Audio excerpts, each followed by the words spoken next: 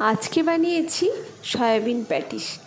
একেবারে দোকানের মতো হয়েছিল। দোকানে যেরকম চিকেন প্যাটিস হয়, বাড়িতে যদি চিকেন না থাকে এইভাবে সয়াবিন দিয়ে যদি প্যাটিস বানিয়ে দেওয়া যায় তাহলে কিন্তু বাচ্চাদের মন ভরে যাবে। বাচ্চারাও খেতে ভালো লাগবে, বড়োদেরও দারুণ লাগবে। এইভাবে আপনারা বানিয়েই নিতে পারেন সয়াবিন দিয়ে প্যাটিস। তো চলুন কিভাবে আমি বানাচ্ছি প্যাটিসটা, তো তাহলে দেখে নেওয়া যাক। তো সয়াবিন প্যাটিস বানানোর জন্য প্রথমে এখানে আমি ময়দার ডোটা তৈরি করে নেব। এখানে 1.5 কাপের মতো ময়দা নিয়েছি, 3 চামচ অয়েল দিলাম, দিয়ে এবারে ভালো করে ময়নটা দিয়ে আর লবণ দিয়েছি। এবার জল দিয়ে একটা ডো তৈরি করে রেখে দেব। খুব নরমও হবে না, আবার খুব শক্তও হবে না। এবার এর ওপর থেকে একটু তেল দিয়ে এটা একটা চাপা দিয়ে কিছুক্ষণের জন্য রেস্টে রেখে দেবো। এবার এখানে 2 চামচের মতো ময়দা নিয়েছি আর 2 চামচ তেল দিলাম। এটা আপনারা ঘি দিয়েও বানাতে পারেন, আর ময়নটাও যেটা দিয়েছেন ওটাও ঘি দিয়ে বানাতে পারেন, তাহলে আরও অনেকক্ষণ কুরকুরে থাকবে। কিন্তু আমি এটা তেলেই বানিয়েছি। আর এখানে কিছু সয়াবিন আগে থেকে ভিজিয়ে রেখেছিলাম, ভালো করে চেপে ধুয়ে জলটা চিপে নিয়েছি।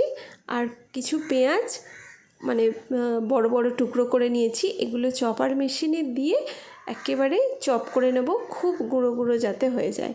এটা মিক্সিতে দেওয়া যায়, কিন্তু মিক্সিতে দিলে কী হয়, একেবারে পেস্ট হয়ে যাবে। সেই জন্য চপার মেশিনে আমি দিয়ে একটু যাতে গোটা গোটা থাকে চিকেনের মতো, সেই রকম আমি বানিয়ে নিচ্ছি।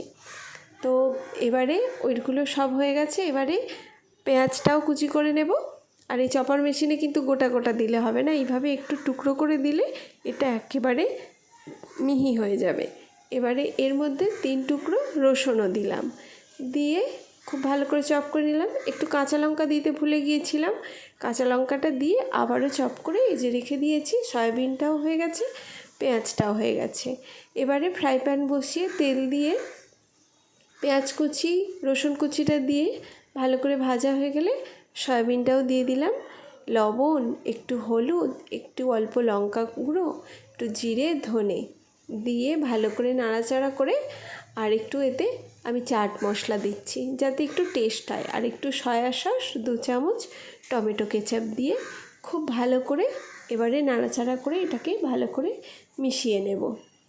এবারে একটা জায়গায় ঠান্ডা হতে রেখে দেবো। এটা রেখে দিয়ে এবারে ময়দাটা যেটা মেখে রেখেছিলাম ওটা আরেকটু ভালো করে মেখে নিয়ে এবার ওটা থেকে ছোট ছোট করে 6টা লিচি করে নিলাম। এবারে এইগুলোকে একটা একটা করে রুটির আকারে বেলে নেব। 6টাই পুরো সবটাই বেলে নেব। এই যে এতটা পাতলা করে কিন্তু বেলতে হবে। পুরো 6টাই আমি বেলে নিয়েছি। এবারে রুটিগুলো রেখে দিয়ে একটা রুটির ওপরে ওই যে ঘোলটা তৈরি করেছি ওইটা দিলাম, দিয়ে সবটা ভালো করে ছড়িয়ে দিলাম। ছড়িয়ে দেবার পরে এর ওপরে একটু শুকনো ময়দা দিয়ে দিতে হবে, শুকনো ময়দা ছড়িয়ে দিতে হবে।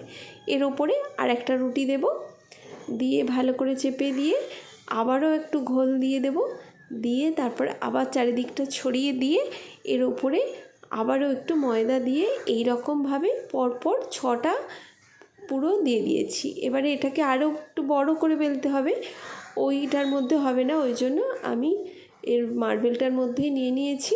একটু বড় করে চৌকো করে বেলে নিলাম।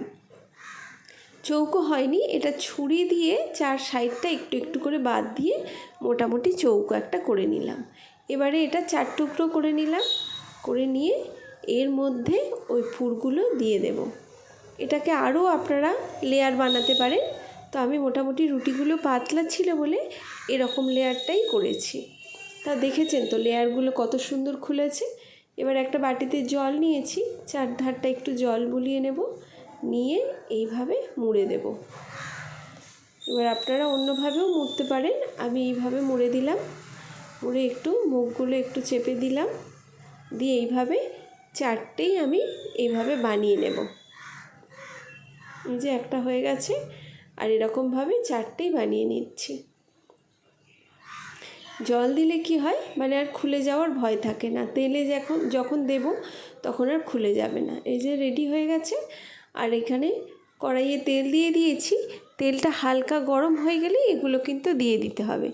আর লো টু মিডিয়াম আঁচে এটা বানাতে হবে পুরো, একটু সময় নিয়ে, যাতে ভেতরটাও হয়, কারণ ওপরটা মচমচে হয়ে যাবে আর ভেতরটা না হলে কাঁচা থেকে যাবে।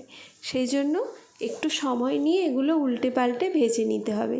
এই যে লেয়ারগুলো দেখছেন কত সুন্দর হয়েছে, এইভাবে সব কটা এবার তেল থেকে হয়ে গেছে সব কটা। এবারে তেল থেকে আমি তেলটা ঝরিয়ে তুলে নিলাম, আর এগুলো আমি সস দিয়ে পরিবেশন করছি।